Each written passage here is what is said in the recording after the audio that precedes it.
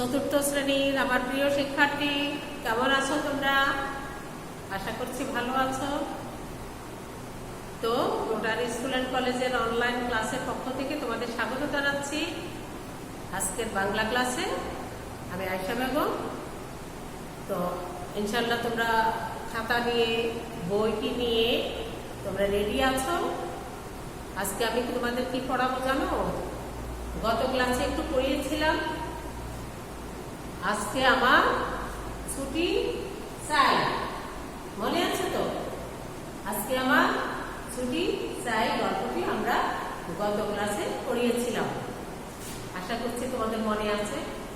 তো গল্পটি আমরা আজকে আর পড়বো না, আমরা আজকে পত্র লিখন সম্পর্কে জানব। এর মধ্যে তোমরা ধারণা পেয়েছ পত্র কিভাবে লিখতে হবে। আজকে আমরা পত্র লেখার বিস্তারিত জানবো, আমরা শিখে ফেলবো।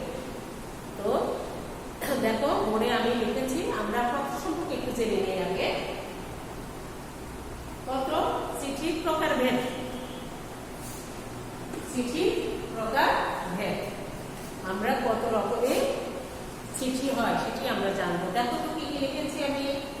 ব্যক্তিগত পত্র, পারিবারিক, নিমন্ত্রণ পত্র, ব্যবসায়িক পত্র, দাপ্তরিক পত্র, আবেদন পত্র।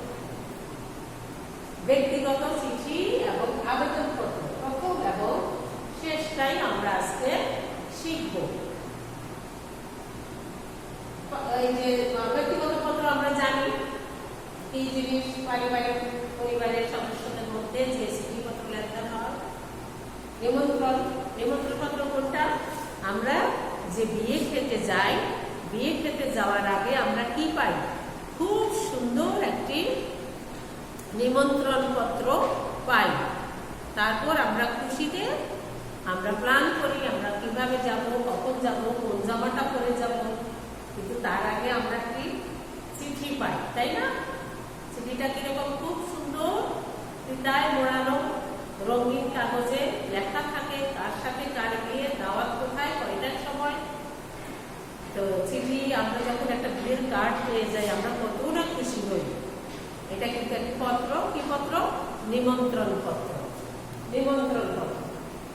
তারপর কি? ব্যবসায়িক পত্র। ব্যবসায়িক পত্র কোনটা?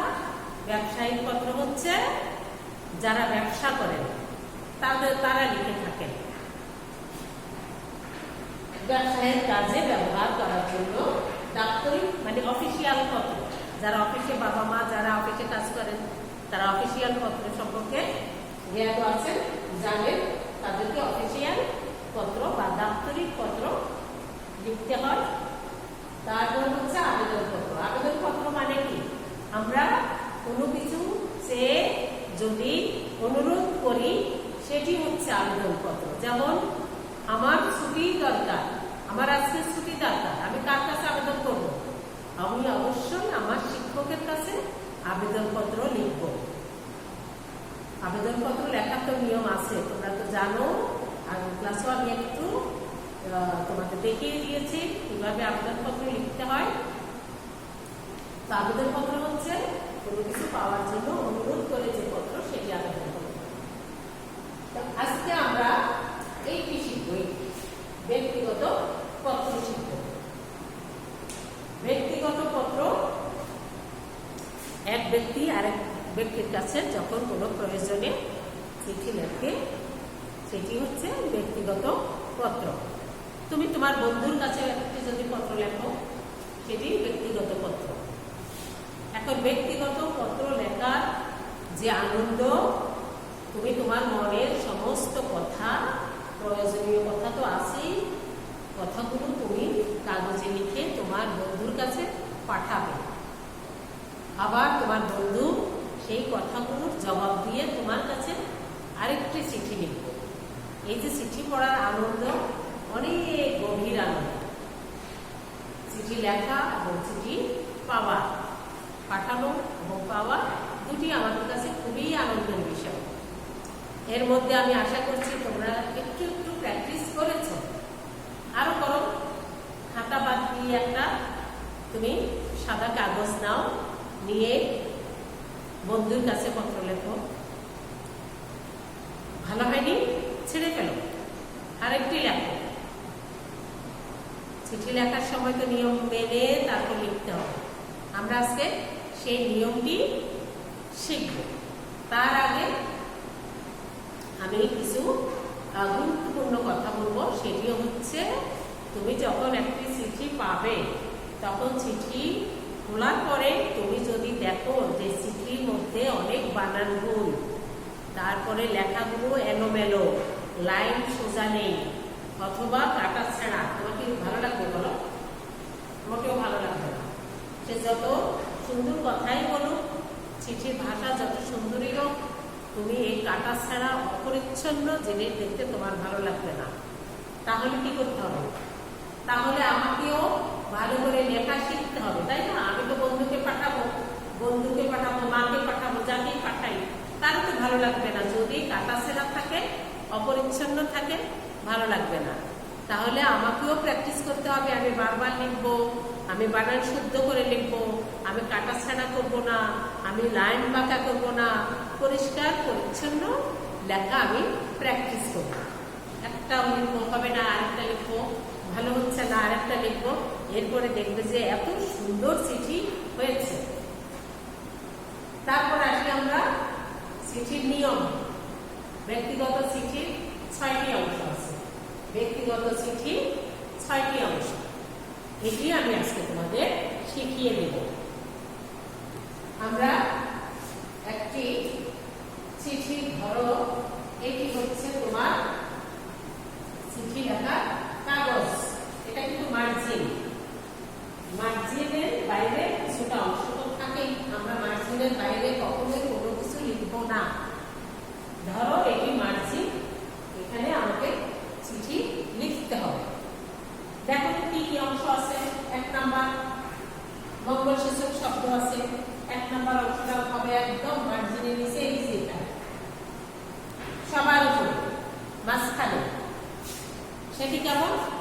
সেটি হচ্ছে যার যার ধর্ম অনুসারে মঙ্গল কামনা করে একটি শব্দ লেখা। আমরা যেমন কারোর সাথে দেখা হলে সৌজন্য প্রকাশ করি, সেটি কিভাবে? আমাদের ধর্মীয় মত আসসালামু আলাইকুম বলি না? সেটি হচ্ছে তার মঙ্গল প্রার্থনা করে। এইটা আমাদের মুসলমান রীতিতে আমরা সৌজন্য বিনিময় করি দেখা হলে। তাহলে আমরা চিঠিতে কেন বলবো না? চিঠি তো কথা বলা মতোই, আমরা তার সাথে কথা বলছি, তাহলে এখানে আমাদের সৌজন্য প্রকাশ করতে হবে না? সেটি হচ্ছে 1 নম্বর অংশ, মঙ্গলসূচক শব্দ। সেটি কোথায় লিখতে হবে? উপরে মাঝখানে, মার্জিনের নিচে একদম এখানে। আমরা কি লিখি জানো? আমরা লিখি এলাহি ভরসা, এরকম শব্দ আমরা লিখি, এলাহি ভরসা। তারপর হচ্ছে লিখি, আমি লিখে দেই এলাহি ভরসা, এলাহি ভরসা লিখে ফেলেছি। তারপর 2 নম্বর অংশটা কিন্তু এর নিচে, এই 2 নম্বর অংশ এক ধাপ নিচে। আমরা কিন্তু সাথে সাথে লিখবো না, আমরা এক লাইন নিচে লিখবো। সেটি কি? সেটি হচ্ছে প্রেরকের স্থান ও তারিখ। এখন আসছে প্রেরককে, প্রাপককে। প্রেরক হচ্ছে যে চিঠি লিখবে সে প্রেরক। প্রেরক কথার মানে হচ্ছে যে পাঠায়, যে পাঠায় সেই হচ্ছে প্রেরক। আর যাকে পাঠানো হয়, যার কাছে চিঠি পৌঁছবে, যে পাবে, তাকে বলে প্রাপক। তো 2 নম্বর অংশটা হচ্ছে প্রেরকের স্থান ও তারিখ। তুমি প্রেরক, তোমার স্থান কি? তুমি কোথায় আছো? তুমি ঢাকায় আছো, ঢাকা। তারিখ কত আছে? 21/3। তুমি ঢাকায় আছো আর প্রেরকের স্থান ও তারিখ কোথায় লিখবো আমরা? 2 নম্বর অংশ, হাতের ডান বাম বোঝো তো? তোমার ডান হাতের পাশে যে অংশটি থাকবে, আমরা যেটা ভাত খাই সেটি ডান। ডান হাতের পাশে কাগজের যে অংশটা থাকবে সেটি হচ্ছে ডান, উল্টাটা হচ্ছে বাম। তো তোমার 2 নম্বর অংশটা যাবে ডানে, ডান পাশে। 3 নম্বর অংশটা তাই এক ধাপ নিচে এইখানে বামে, বাম হাতের পাশে। 3 নম্বর অংশটা কি? 3 নম্বর অংশটা হচ্ছে সম্বোধন। আমরা কাউকে সম্বোধন করি, কথা বলার জন্য আমরা কি করি? কাউকে সম্বোধন করি। বাবাকে আমরা বাবা ডাকি, মাকে মা ডাকি, এগুলো হলো সম্বোধন। বন্ধুকে আমরা কখনো নাম ধরে বলি, কখনো আবার বলে প্রিয় বন্ধু। যার যেমন ভালো লাগে তেমন ভাবে সম্বোধন করা। ধরো তোমার বন্ধুর নাম হচ্ছে শিশির, মানে তুমি প্রাপক হচ্ছে শিশির, এখানে তাকে নাম ধরে তুমি সম্বোধন করো। শিশির বললে তারপর তুমি 4 নম্বর অংশটা এখান থেকে শুরু হবে। 4 নম্বর অংশ শুরু হবে। 4 নম্বর অংশটা কি? মূল বক্তব্য। তুমি আজকে কি কথা বলার জন্য বসেছো? তোমার কথাগুলো তুমি আজকে এখানে এখান থেকে লিখবে, এখান থেকে লিখে যাবে। তো জানো তো প্রথমে তো ধরেই তো বলা যাবে না, প্রথমে বলতে হবে তুমি কেমন আছো, তোমার চিঠি পেয়েছি, তোমার চিঠি পেয়ে আমি খুব খুশি। এখন তোমার রেজাল্ট কথা শুনেও আমি খুশি হয়েছি। এখন আমার রেজাল্টটা তোমাকে শোনাবো। এই যে আমি পরীক্ষায় এইরকম সুন্দর একটা রেজাল্ট করেছি, সেগুলি তুমি লেখো, অথবা অন্য কোনো বিষয় হতে পারে। তুমি তোমার মূল কথাগুলো এখানে সুন্দর করে সাজিয়ে লেখো। প্রথমে তাকে যারা অভিনন্দন করবে তার কেমন আছে জানবে, তারপর লিখে এরপর আবার তুমি তার কাছ থেকে বিদায় নেবে যে আজকে আমি এই পর্যন্তই, আশা করি এরপর তোমার সাথে আমার আবারও দেখা হবে, কথা হবে, চিঠি হবে। আজকে আমার এই পর্যন্তই, এভাবে বিদায় নেবে। নিয়ে কি করবে? তুমি প্রাপক, তোমার একটা স্বাক্ষর বা তোমার নামটা এখানে লিখবে। তোমার নাম কি দিবা? তুমি এটা হচ্ছে 5 নাম্বার অংশ, তোমার নামটি লিখবে। এই হচ্ছে আমাদের চিঠি লেখার নমুনা। যেই অংশটি যেই জায়গায় যেভাবে লিখতে হবে সেটি সেভাবে লিখবে। কি অনেক সহজ, একদম সহজ। কত সুন্দর করে আমরা চিঠি লেখা শিখে ফেলেছি, তাই না? এবার কি করবে? এবার এটিকে ছোট্ট করে ভাঁজ করবে। ছোট্ট করে ভাঁজ করবো কেন? কারণ হচ্ছে এটাকে পাঠাইতে হবে। কিসের মাধ্যমে পাঠাইতে হবে? একটা খামের মধ্যে এটাকে ঢুকাইতে হবে। খামটা কেমন হবে? এই রকম হবে। এটা হচ্ছে পোস্ট অফিস খাম। এটা রং হচ্ছে হলুদ, কোনায় একটা টিকেট থাকে। আর এটা হচ্ছে পোস্ট অফিস। পোস্ট অফিস কি? এই যে আমার চিঠি তার কাছে পৌঁছায় দিবে, তার চিঠি আমার কাছে দিবে। এইরকম সারা দেশব্যাপী এবং আন্তর্জাতিক ভাবেও চিঠি লেনদেন হয়। এই চিঠি লেনদেনের কাজটি যারা করে সেটি হচ্ছে পোস্ট অফিস। এই পোস্ট অফিসে এইরকম একটি খাম আছে, এবং এই টিকেটে পয়সা দিয়ে আমরা টিকিট কিনি, এই খামটা কিনি। এই যে পোস্ট অফিস কাজ করবে তাদের তো পারিশ্রমিক আছে, তাই না? এই টিকিটের পয়সাই কিন্তু পোস্ট অফিস প্রাপ্য। তুমি এই খামটা কেমন হয় দেখো। এটা হচ্ছে বর্গাকার, সাইজটা এরকম হবে 5 ইঞ্চি, 5 ইঞ্চি, এটা 3.5 ইঞ্চি। এটা আনুমানিক আমি এঁকেছি, আনুমানিক এইরকম একটি সাইজ। এখানে টিকেট থাকবে, এখানে প্রাপকের ঠিকানাটা স্পষ্ট করে থাকতে হবে। ডান পাশ, বাম পাশে প্রেরক। প্রেরক মানে তুমি, তোমার সংক্ষিপ্ত ঠিকানা বাম পাশে হবে, আর প্রাপকের ঠিকানা হবে ডান পাশে। আর ঠিকানাটা কিভাবে লিখতে হবে? নাম, বাড়ির নাম্বার, রাস্তার নাম্বার, পোস্ট অফিস, জেলা। এখন সে যদি হয় গ্রামের তাহলে বাড়ির নাম্বার, বাড়ির নাম, গ্রামের নাম, এরকম হবে। পোস্ট অফিস, তারপরে জেলা, উপজেলা, তারপরে জেলা।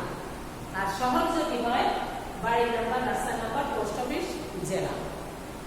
এবং এভাবে করে সাজাইতে হবে। এই যে নাম কি, প্রাপকের নাম কি ছিল এখানে? প্রাপক শিশির।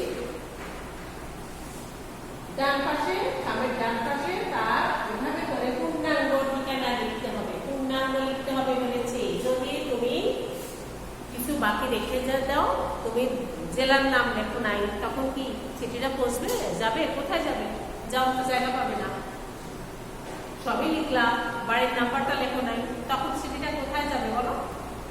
এই জন্য পোস্ট অফিসের নাম না লিখলে চিঠি পৌঁছবে না। এই সংক্ষিপ্ত ভাবে আমি লিখে দিয়েছি, এভাবে পাঠাইতে হবে, এভাবে লিখতে হবে। একটা ঠিকানা লিখে তারপর তোমাকে পোস্ট অফিসে পৌঁছাতে হবে। অথবা ডাক বক্স থাকে, জায়গায় জায়গায় লাল বক্স থাকে, সেই বক্সের ভিতরে দিয়ে আসতে হবে। তখন ডাক অফিসের বা পোস্ট অফিসের লোকজন এসে যথাসময় তোমার সেই বক্স খুলে তোমার চিঠিটা নিয়ে যাবেন তারা। এই হচ্ছে আমাদের ব্যক্তিগত চিঠি লেখার নিয়ম। এতগুলো তার অংশ, 6টা অংশ করে। এটা কিন্তু 6 নাম্বার অংশ, এটা হচ্ছে 6 নাম্বার অংশ। শিরোনাম, 6 নাম্বারকে কি বলে? শিরোনাম। 5 নম্বরে আমরা শুরু থেকে লিখি। শুরুতে 1 নম্বর বঙ্গসূচক শব্দ, 2 নম্বর প্রেরকের স্থান ও তারিখ, 3 নম্বরের সম্বোধন, 4 নম্বরের মূল বক্তব্য, 5 নম্বরে প্রেরকের স্বাক্ষর, 6 নম্বরে হচ্ছে শিরোনাম। শিরোনাম কঠিন মনে হচ্ছে? তুমি যদি বারবার লিখো, মনোযোগ দিয়ে লেখো, মোটেও কঠিন হবে না। বারবার লেখো, প্র্যাকটিস করো। প্রয়োজনে তুমি তোমার দূরে অবস্থিত কোনো বন্ধুর কাছে চিঠি পৌঁছাও বাবা মার সাহায্য নিয়ে। দেখো কত মজা পাবে। চিঠি পাওয়া এবং লেখার মধ্যে অনেক অনেক আনন্দ আছে। তাহলে আমরা এবার থেকে প্র্যাকটিস শুরু করব। আর আবেদনপত্র, তোমাদের হোমওয়ার্ক থাকবে, তোমরা আবেদনপত্র লিখবে। ব্যক্তিগত চিঠিটা আগে করো, প্র্যাকটিস করো, তারপর আবেদনপত্র করো। ইনশাল্লাহ আমরা সবই পারবো। তো আশা করি তোমরা এতক্ষণ মনোযোগে ক্লাসটা ফলো করেছ। তো আমার আজকের ক্লাস আমি এখান পর্যন্তই আমি রাখছি। তোমাদের মঙ্গল কামনা করছি। তোমরা সুস্থ থাকো, করোনাকালীন সময়ে নিরাপদ থাকো, সুস্থ থাকো, বাসায় থাকো এবং যত নিয়ম কানুন আছে সেগুলো মেনটেন করে চলো। ইনশাল্লাহ তোমরা ভালো থাকবে। আজকের ক্লাস আমার এখানেই সমাপ্তি। তোমাদের জন্য অনেক অনেক শুভকামনা। আল্লাহ হাফেজ।